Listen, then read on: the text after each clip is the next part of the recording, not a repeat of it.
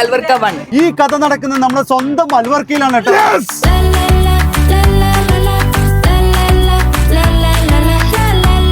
Al Warqa 1.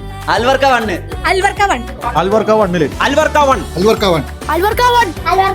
Al Warqa 1. Al Warqa 1. Al Warqa 1. Al Warqa 1. Al Warqa 1. Malabar താസ. ഷാർജയിൽ famous ആയ മലബാർ താസ അൽവർക്കയിലും.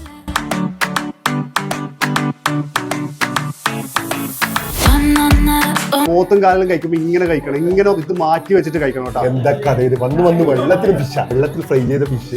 ഈ ഒരു ഐറ്റംസിന് എത്ര ദിറംസ് കൊടുക്കാം? നിങ്ങളത് ഗസ് ചെയ്തേ.